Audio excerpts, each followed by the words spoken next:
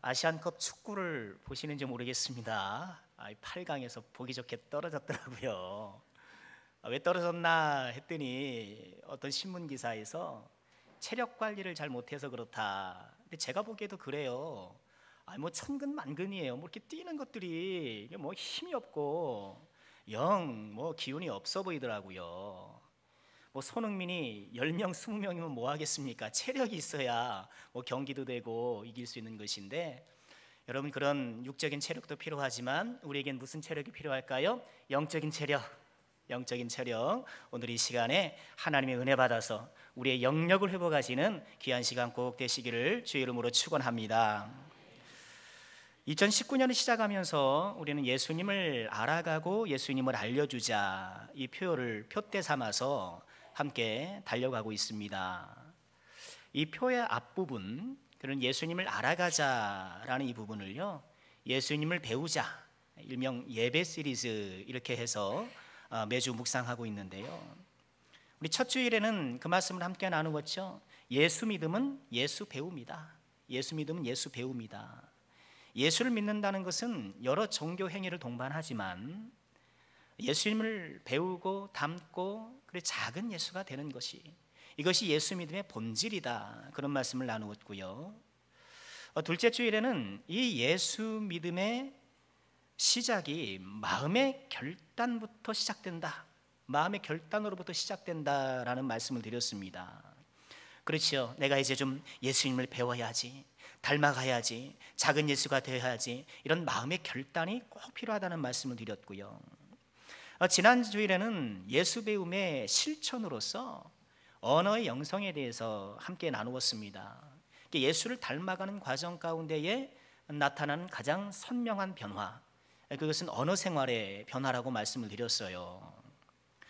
저는 앞으로 1년에 한 번은 반드시 언어의 영성에 대해서 설교하려고 합니다. 왜냐하면 에덴 동산에서 거짓말이 아담과 하와를 무너뜨린 것처럼요, 오늘날에도 여전히 이 말 때문에 인간관계가 무너지고 가정도 교회도 이 갈등으로 고통하고 막 시달리고 있기 때문에 그래요. 여러분 그렇지 않아요? 우리가 좀 말만 조심해도 불필요한 에너지 낭비 없이 이 믿음의 순례길을 좀 힘차게 걸어갈 수 있지 않겠냐 하는 것입니다. 자, 오늘은 우리 예배 시리즈의 마지막 시간인데요, 오늘은 예수 배우기의 능력, 이 능력에 대해서 좀 함께 나누고 싶습니다. 우리가 어떻게 예수님을 배우고 닮아갈 수 있을까? 작은 예수가 될 수 있을까? 그것이 어떻게 가능할까 하는 그런 것이죠. 오늘 말씀은요, 이런 예수 배움의 실현을 이루는 그 방법을 성령 충만이라고 우리에게 말씀하고 있습니다. 우리가 어떻게 예수를 닮아갈 수 있는가? 성령 충만해야 한다는 거예요. 우리 18절 말씀을 함께 읽어보실까요? 함께 합니다. 술 취하지 말라. 이는 방탕한 것이니 오직 성령으로 충만함을 받으라. 그렇습니다. 우리가 예수를 배우고 닮아가는 이런 모든 과정 가운데에 여러 실천의 항목들이 있어요. 경건 훈련의 항목들이 있는데, 그런 것들을 현실화시키기 위해서는요, 이 성령 충만함을 받아야 돼요. 이 성령이 충만해야 예수 배움에 이 거룩한 진보가 있게 되는 것이죠. 우리 남성교회 사랑하는 모든 권석들께서는요, 꼭 성령 충만하셔서 이런 예수 배움에 큰 진전이 있으시기를 주의 이름으로 축원합니다. 그러면 성령 충만이라는 것은 무엇일까요? 우리는 오랫동안 이 성령 충만을 은사 체험으로 한정해서 생각했던 그런 경향이 있어요.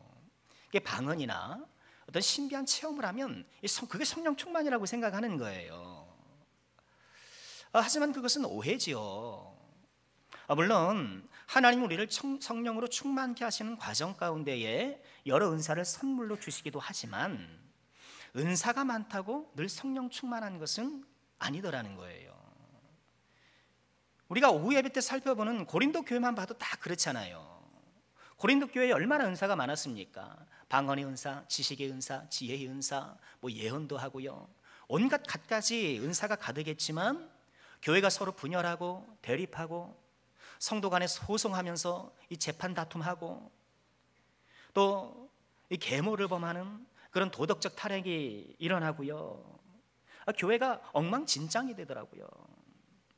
그러니까 그렇게 은사가 많아도, 재주가 많아도 그것이 꼭 성령 충만과 이코르가 되는 것은 아니더라는 거예요. 은사는 하나님이 주시는 선물인 것이 분명합니다만 그것이 성령 충만의 전부인 것 마냥 뭔가 신비적인 체험만 쫓아가고 뭔가 그런 걸 한번 느껴보려고만 이렇게 애쓰는 것은 여러분 올바른 신앙생활이 아니에요. 그럼 성령 충만이라는 것은 무엇일까요? 우리가 방금 전에 읽었던 18절 말씀을 보면 술 취하지 말라, 이는 방탕한 것이니 오직 성령으로 충만함을 받으라, 이렇게 말씀하는데 술 취하는 것과 성령 충만한 것을 같이 이야기하고 있어요. 그 이유는요, 술 취한 것과 성령 충만함에 유사한 면이 있기 때문에 그렇습니다. 어떤 유사함일까요? 통제권과 관련이 있는 것인데요. 여러분, 술에 취한 사람은 어떤가요? 알코올의 기운이 그 사람을 통제하잖아요. 알코올의 기운이 그 사람을 통제해요. 성령 충만도 그래요. 성령 충만한 사람은 성령에 취해서, 이 성령이 충만하여서 성령의 통제를 받는 거예요. 그런 면에서 유사한 점이 있어요. 하지만 중요한 차이점이 있습니다. 술에 취한 사람은 알코올이 그 사람을 장악하는 바람에 이성이 사라져요. 이성을 잃어버려요. 술 취한 사람 이성을 잃잖아요. 반면에 성령에 취한 사람은요, 성령 충만한 사람은 이성이 올바르게 살아나요. 성령의 9가지 열매 중에 절제가 있잖아요. 이성이 바로 살아요. 술은 이성을 마비시킵니다만 성령은 이성을 바람직하게 기능하도록 활성화시켜줘요. 술은 사람을 이상하게 만들어요. 이상한 사람이 돼요. 그러죠. 아이고 저 인간 술만 먹으면 아이고 인간도 아니야 막 그러면서 우리가 그렇게 안타까워하는데, 반면 성령은요 온전한 사람을 만들어주는 거예요. 하나님께서 기대하시는 바로 그런 사람으로 만들어주시는 것이 성령이라는 것입니다. 여러분, 성령 충만이라는 것은요, 성령이 우리의 전 인격 가운데에 온전히 역사하셔서 우리를 통제하고 주도하시는 거예요. 우리의 전 인격 가운데. 여러분, 전 인격이라고 한다면 보통 지정의 이렇게 말하잖아요. 여러분, 성령이 우리 가운데 충만하게 임하시면 우리의 지식을 통제하고 주도합니다. 그러니까 우리의 지식을 올바로 세워줘요. 그러니까 무엇이 옳고 그른지에 대해서 분명한 가치관을 심어주셔요. 여러분, 성령 충만하지 못한 사람은 자꾸 타협해요. 세상과 타협하고 죄와 타협하고요, 합리화해요. 그리고 죄를 짓는 자기 자신을 자꾸 이해하려고 해요. 나 자신을 이해시켜 주려고 해요. 뭐 연약하니까, 뭐 상황이 그러니까, 인간인지라 이러면서 자꾸 합리화해요. 하지만 성령 충만한 사람은요, 우리의 지식을 올바로 세워주셔서 무엇이 옳고 그른지를 분명하게 분별할 수 있도록 해주고, 그래서 성령 충만한 사람이 점점 더 거룩해지는 거예요. 또한 성령 충만은요, 우리의 우리의 감정을 새롭게 해요. 우리의 감정을 새롭게 합니다. 나의 감정이 성령의 지배를 받아서요, 예수님의 감정과 닮아가요. 우리가 누군가를 사랑하고 친밀하게 관계를 맺으면 감정을 공유하잖아요. 예수님과 감정을 공유합니다. 그래서 예수님이 좋아하는 것을 나도 좋아하고, 예수님이 싫어하는 것을 나도 싫어해요. 성령 충만하지 못할 땐 어떻습니까? 예수님이 좋아하는 것이 부담스러워요. 예수님이 좋아하는 것이 좀 싫어요. 불편해요. 성령 충만하지 못한 거예요. 성령 충만하게 되면 세상에서 좋던 것이 이제는 보잘것없는 것처럼 느껴지는 거예요. 적당히 술자리 하면서, 적당히 세상과 이렇게 겸하여서 줄타기 하면서 살아가다가 어떻게 되나요? 성령 충만하게 되면 이전에 좋던 것 이제는 값없다, 그렇게 되는 거예요. 그렇게 좋아 보이던 것들이 그렇게 허탄해 보일 수가 없는 것이죠.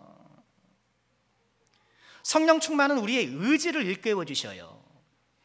이 말씀대로 살고자 하는 의지를 불러일으켜 세워주시고요, 또 실천할 수 있는 힘과 용기를 불어넣어 주십니다. 이 성령 충만이에요. 선한 일에 열심을 내는 친백성이 되게 하시는 거예요. 이런 성령 충만하지 못한 사람은 어떤가요? 일시적으로 의지가 일어나기는 하지만 지속되기가 어려워요. 지속하기가 어려워요. 성령 충만해야 그 의지가 계속 살아있고 실천력이 생기게 되는 것입니다. 여러분, 성령 충만해야, 이 성령 충만이 우리의 지정의를 온전히 통제하고 이것을 주도적으로 이끌어가는 것, 여러분 우리가 그것을 소망해야 하는데요. 자, 오늘 말씀 보면은요, 이처럼 성령께서 우리의 지정의, 우리의 전인격적인 역사로 우리를 통제하고 주도하실 때에 어떠한 일이 나타나는가? 19절부터 20절 보면 이 성령 충만의 현상들이 나타나요. 우리 19절 보실까요? 이렇게 말씀하시죠. 시와 찬송과 신령한 노래들로 서로 화답하며. 이런 화답하다라는 게 무슨 말인가요? 이 영어 성경을 보면 모든 거의 영어 성경이 speak, 말하다로 번역했어요. 성령 충만한 사람은 시와 찬송과 신령한 노래로 서로 대화한다는 거예요. 이게 뭐냐? 시와 찬송과 신령한 노래는 어떤 신부주의자는 그래서 뭐 방언으로 이야기한다는 등 뭐 그렇게 좀 지나치게 해석을 하는데요. 여러분, 여기서 우리가 다시 한번 확인하는 것이 무엇인가요? 성령 충만한 사람은 언어 생활을 통해서 성령 충만함이 드러난다는 거예요. 시와 찬송과 신령한 노래, 여러분 이것이 무엇입니까? 예배도구잖아요. 하나님을 시로, 하나님을 찬송으로, 신령한 노래로 하나님께 예배하는데, 이처럼 서로 우리가 이야기를 나누고 대화할 때 이 예배적인 대화가 된다는 거예요. 언어의 영성을 뛰어넘어서요, 언어의 제사가 되는 거예요. 시편 19편 14절 말씀 보면 이런 말씀이 있죠. 자막 보세요. 나의 반석이시요 나의 구속자이신 여호와여, 내 입의 말과 마음의 묵상이 주님 앞에 연락되기를 원합니다. 내 입의 말과 내 마음의 묵상, 내 마음속의 생각이 주님 앞에 연락되기를 원합니다. 여러분, 말과 생각이 우리를 정말 거룩하지 못하게 만드는 아버지 주요 수단이잖아요. 이것이 우리의 말이 언어의 영성을 넘어 언어의 제사, 언어의 예배가 되도록 이 성령께서 역사하신다는 거예요. 여러분, 이것을 꼭 기억하시길 바랍니다. 여러분, 성령 충만의 그 두드러진 증거, 그것 또한 언어 생활을 통해 나타난다는 거예요. 19절을 보면 이어서 뭐라고 말씀하시나요? 서로 그렇게 화답하고, 예배적인 언어로 마치 예배를 드리듯한 말로 서로 화답하고 너희의 마음으로 주께 노래하며 찬송하며. 여러분, 이 순서를 꼭 기억하셔요. 순서를 기억해야 합니다. 먼저 예배적인 언어를 갖고 예배적인 인간관계를 세워나간 후에 하나님 앞에 예배하는 거예요. 예수님이 뭐라 그러셨습니까? 하나님께 예물을 드리려다가 형제에게 원망 들을 만한 일이 생각나거든 어떻게 해요? 예물을 그 자리에 두고 가서 형제와 화해하고 와서 예물을 드리라는 거예요. 이게 순서예요. 먼저 예배적인 인간관계를 세우고 그것을 바탕으로 하나님 앞에 예배 올리는 거예요. 또 성령 충만이 어떻게 나타납니까? 20절 말씀 보실까요? 20절 보니까 범사에 우리 주 예수 그리스도 이름으로 항상 아버지 하나님께 어떻게 해요? 감사하고. 이 성령 충만한 사람에게는 감사가 나와요. 또 21절에는 뭐예요? 그리스도를 경외함으로 피차 복종하라, 서로 섬기라는 거예요. 여러분, 성령 충만하는 것은요, 모르게만 방언막하고, 여러분 그것도 훌륭한 은사요, 하나님께서 주시는 선물인 거 틀림없습니다만, 여러분 기도를 유창하게 하고 방언을 유창하게 하면 뭐합니까? 성령 충만은 인격 속에 나타나는 것이고요, 성령 충만은 인간관계 삶 속에서 나타나는 거예요. 여러분, 이것을 잊지 마시기 바랍니다. 내가 지금 인간관계는 다 망가져 있는데, 내 언어 생활은 지금 다 부서지고 있는데 뭐 성령 충만하네? 여러분, 그런 건 없는 거예요. 그런 건 있을 수가 없는 거예요. 우리 사랑하는 모든 남성교회 종들께서는요, 이처럼 우리 성령의 충만함이 나의 인격을 통해 나타나고 나의 인간관계와 삶을 통해서 아름답게 나타나기를 주의 이름으로 축원합니다. 그러면 우리는 어떻게 성령 충만할 수 있을까요? 한 두 가지만 적용하고 말씀을 마치려고 해요. 15절 16절 한번 보실까요? 함께 읽겠습니다. 그런즉 너희가 어떻게 행할지를 자세히 주의하여 지혜 없는 자 같이 하지 말고 오직 지혜 있는 자 같이 하여 세월을 아끼라. 때가 악하니라. 우리가 성령 충만 받기 위해서는요, 오늘 말씀을 보건대 먼저 세월을 아껴야 해요. 여러분, 오늘 말씀의 흐름을 보면 성령 충만을 받으라는 이 말씀 전에 아니 왜 세월을 아끼라는 이런 말씀을 할까요? 저는 그것을 이렇게 이해합니다. 세월을 아껴야, 세월 아까운 줄 알아야 성령 충만함을 사모할 수 있기 때문이에요. 우리가 성령 충만에 대해 소홀하고 무관심한 이유 가운데 하나가요, 세월 아까운 줄 몰라서 그래요. 세월 아까운 줄 몰라서 그래요. 세월 아까운 거예요. 여러분, 세월을 아끼시기 바랍니다. 우리가 살 날이 그렇게 많지 않잖아요. 오늘 오후에 단기 선교 파송 예배 드리잖아요. 말씀을 준비하면서 중에 우리가 또 선교를 가니까 우리 교회도 선교를 받았던 것 아닙니까? 그래서 우리 교회가 지금 존재하는 것 아닙니까? 남성교회 100년사를 한번 보았어요. 재작년 5월에 처음 설교하러 우리 교회 왔을 때 제가 이 책을 받았거든요. 집에 가져가서 다 읽어봤어요. 교회를 알아야 될 거 아니에요. 다 읽어봤어요.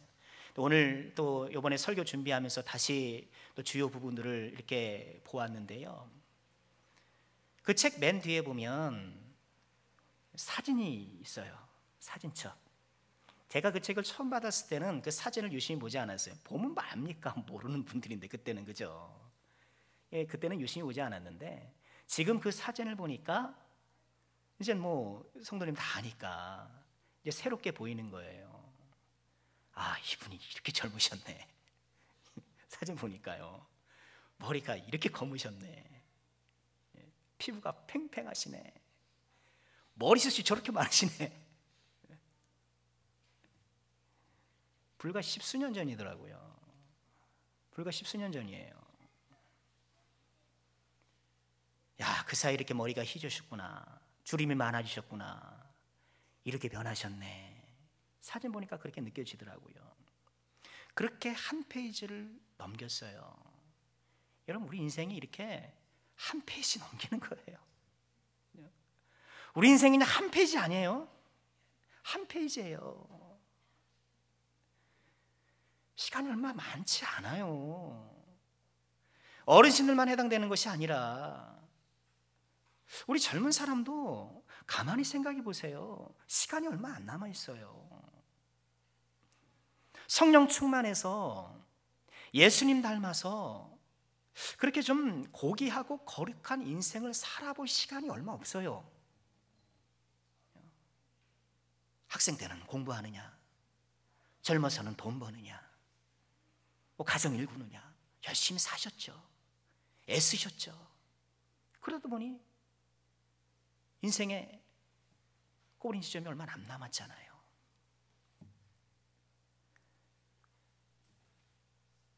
얼마 안 남았더라고요. 고귀하고 거룩한 인생을 살아볼 시간이 별로 없어요. 여러분, 세월을 아끼시기를 주의 이름으로 축원합니다.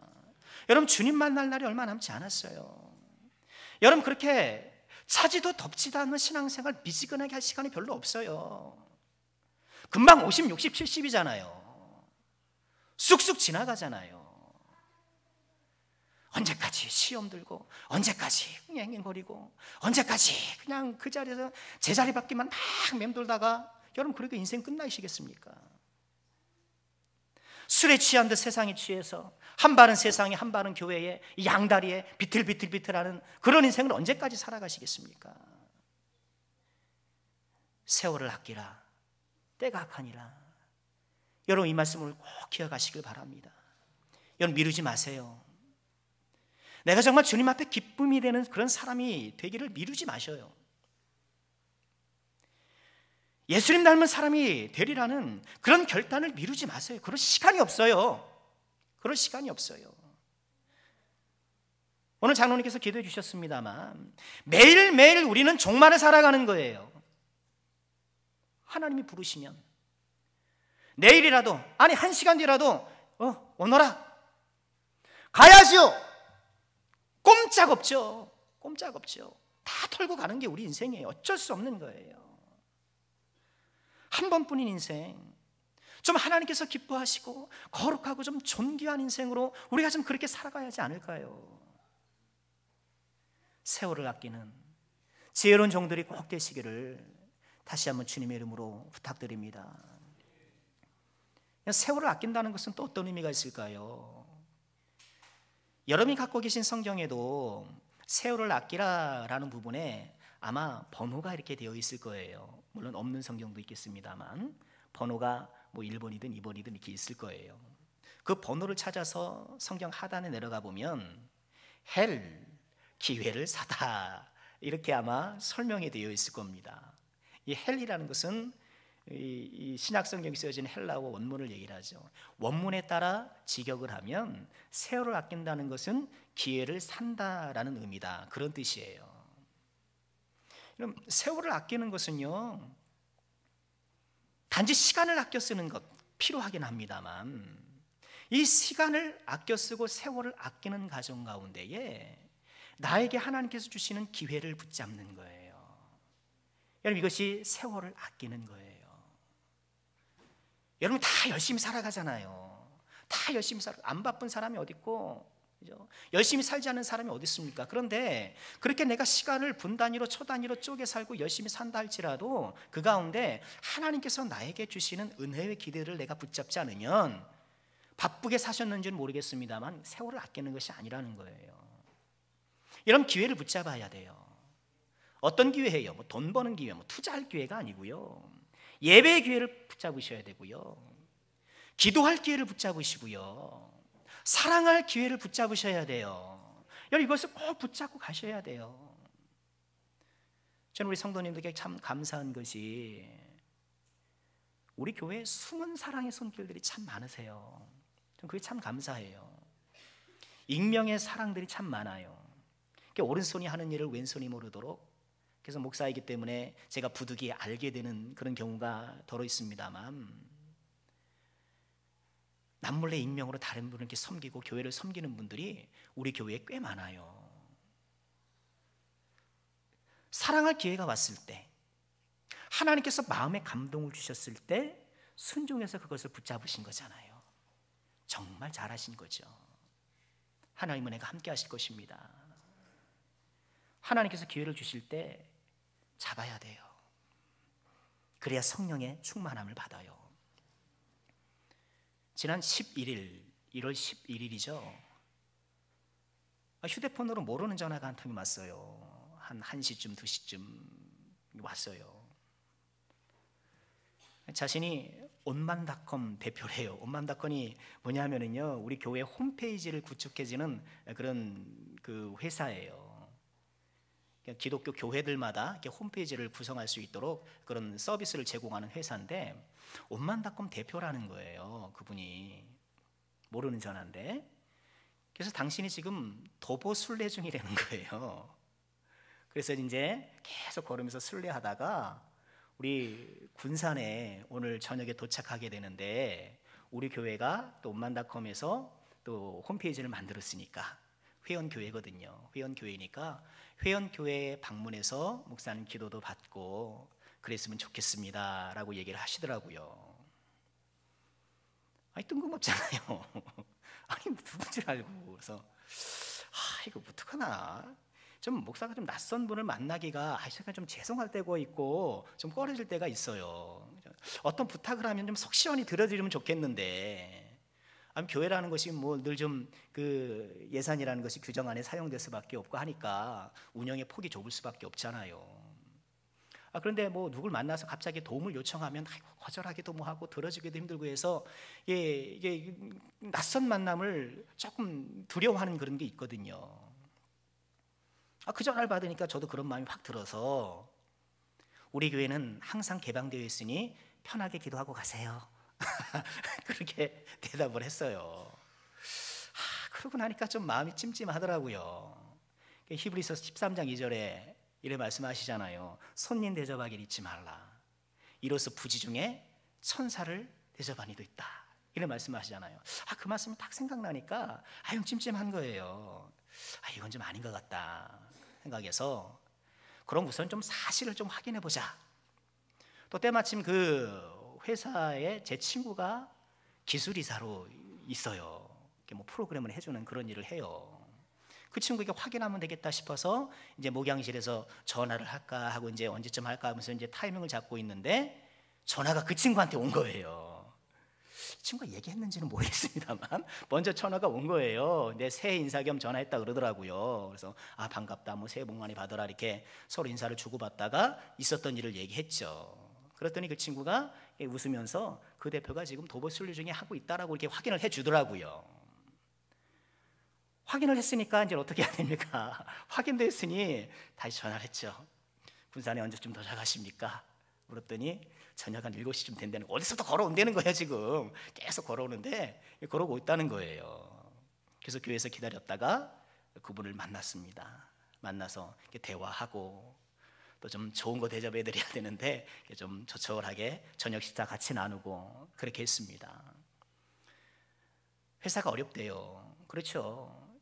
어렵지 않은 회사가 어디 있고, 그리고 교회를 대상으로 하는 회사가 어려울 가능성이 훨씬 커요.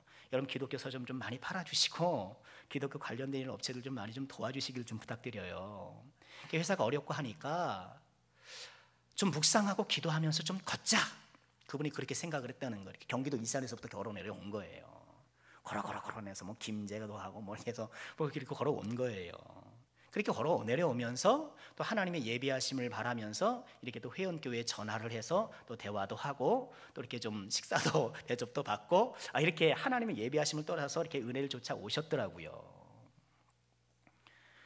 그렇게 그분을 만나 뵙고 대화하고 보내드리고 하고 나니까 잘했다는 생각이 들더라고요. 제가 잘났다 이게 아니고요. 왜 마시기 바래요.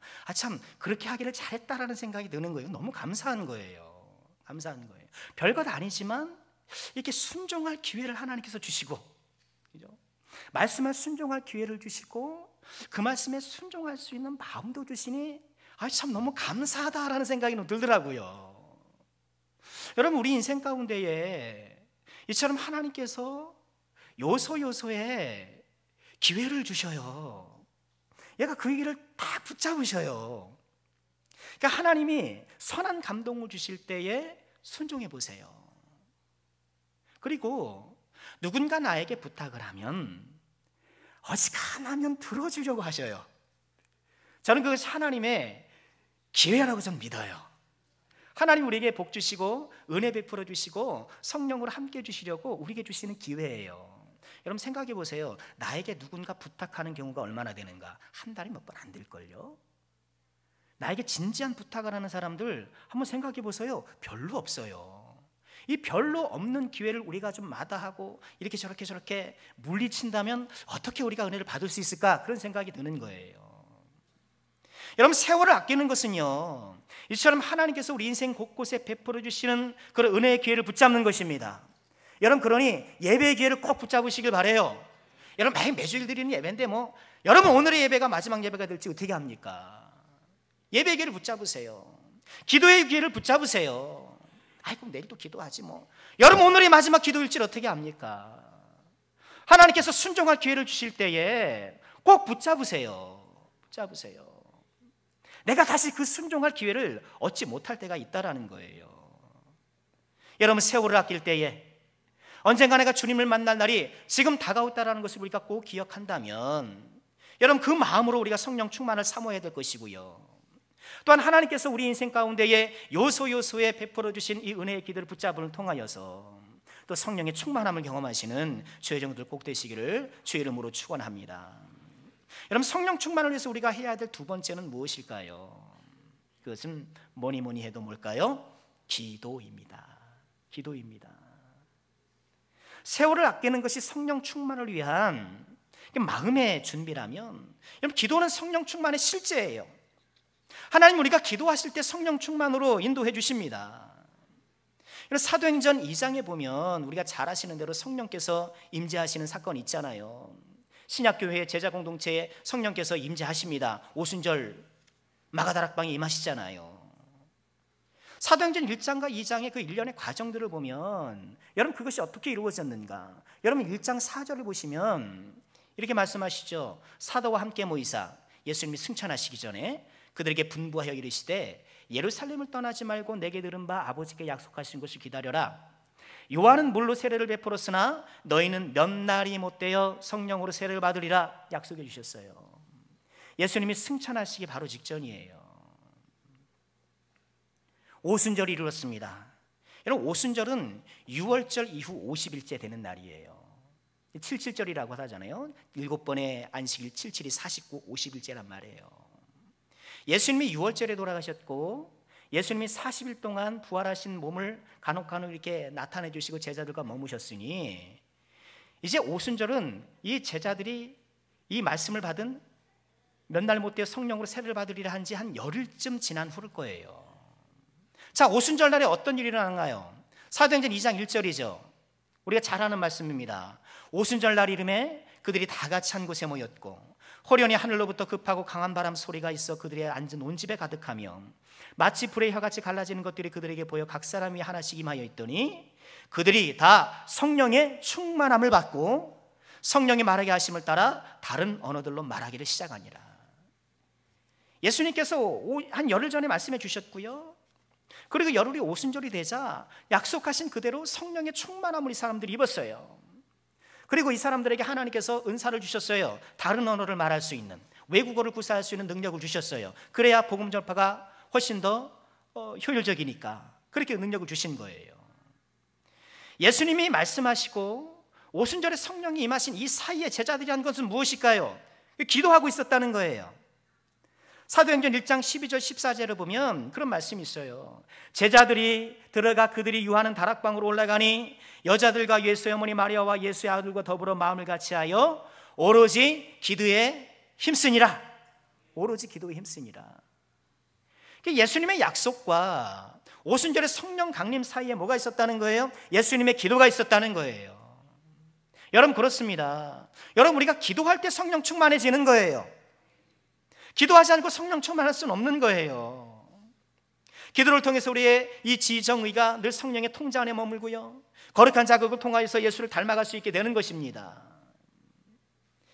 예수를 닮아가는 길에 반드시 기도가 있을 수밖에 없는 것이죠. 왜냐하면 예수님은 기도하는 분이셨기 때문에 그렇죠. 예수님을 닮아가는 사람은 예수님처럼 기도하게 되어 있습니다. 우리 예수님 어떻게 기도하셨나요? 공생의 시작 전에 40일 금식 기도하시고 또 매 순간 새벽 미명에 한적한 곳을 찾아 기도하셨고 오늘 우리 성가대가 찬양했습니다만 겟세마네 동산에서 우리를 위하여서 또 그렇게 기도하셨고요, 십자가를 앞두고 기도하셨고요. 예수님의 삶은 기도의 삶이었어요. 예수님을 닮는다고 하면서 기도를 제쳐놓는다? 여러분 그것은 있을 수가 없는 일이에요.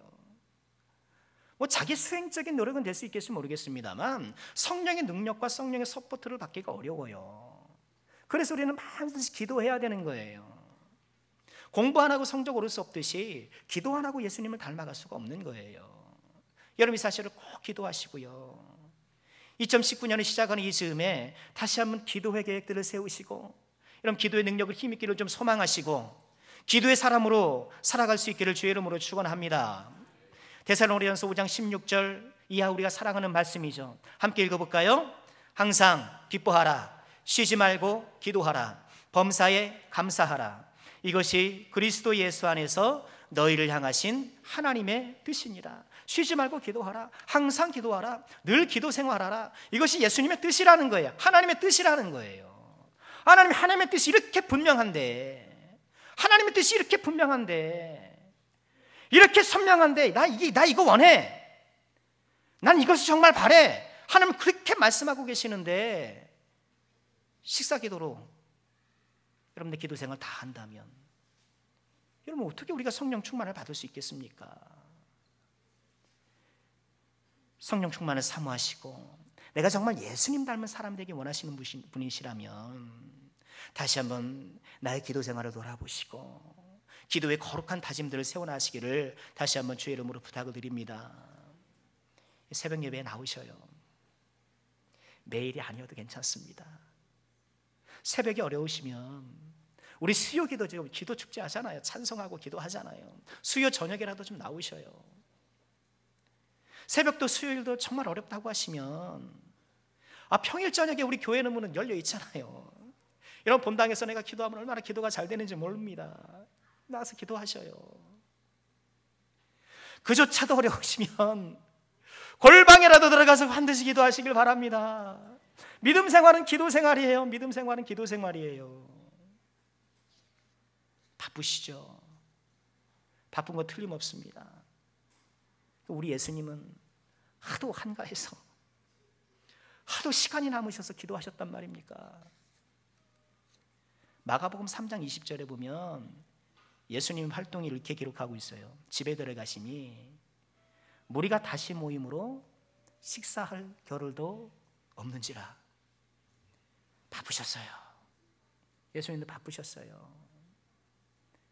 여러분, 바빠서 기도 못하는 것이 아니고요, 빌 하이베스 목사님의 책 제목처럼 너무 바빠서 기도합니다. 바쁘니까 우린 기도해야 되는 거예요. 너무 바빠서 우리는 기도해야 돼요. 그렇지 않으면 그 바쁨에 우리가 휩쓸려고 빠져버리고 함몰되고 만다는 거예요. 여러분, 기도하시길 바랍니다. 기도하실 때는 우리의 필요한 것들을 주님 앞에 요청하십시오. 믿음으로 구하십시오. 그리고 반드시 성령 충만을 위해서 기도하십시오. 하나님, 예수님을 닮아가고 예수님을 배워갈 수 있는 능력을 좀 나에게 주세요. 어떻게 그것을 내 구체적인 삶 속에서 실현할 것인지 지혜를 주세요. 용기를 주세요. 힘을 주세요. 기도하지 않고는 성령 충만할 수 없다는 사실을 우리가 다시 한번 깨닫고요, 성령 충만하지 않고서는 예수님을 닮아갈 수가 없어요. 여러분, 성령 충만이라는 것이 예수 충만이잖아요. 내 안에 예수님이 가득한 거잖아요. 예수를 닮아가는 것 자체가 성령 충만이에요. 예수님을 배우고 닮는 것이 성령 충만입니다. 예수를 배우는 일이 우리의 믿음의 본질이라는 것을 인정하신다면, 또한 이 일을 위해서 우리에게 성령 충만함이 필요하다는 것을 믿으신다면, 다시 한번 세월을 아끼시고 내가 주님 앞에 설 날이 멀지 않음을 다시 한번 마음에 되새기면서 기도를 통해 성령 충만함을 꼭 누리시길 주의 이름으로 축원합니다. 말씀 마치겠습니다. 예수 믿음은 예수 배움입니다. 예수를 닮아가는 것입니다. 작은 예수가 되는 것입니다. 여러분, 마음에 결단하시기를 바랍니다. 언어의 영성을 실천해 보시길 바랍니다. 우리의 거룩한 변화를 이끌어 가시는 성령님의 도우심을 구하시길 바랍니다. 우리 성령의 충만한 은혜 가운데에 이 예수를 배움의 이 믿음의 길 가운데 날마다 승리하시는 모든 주의 종들 꼭 되시기를 주의 이름으로 축원합니다.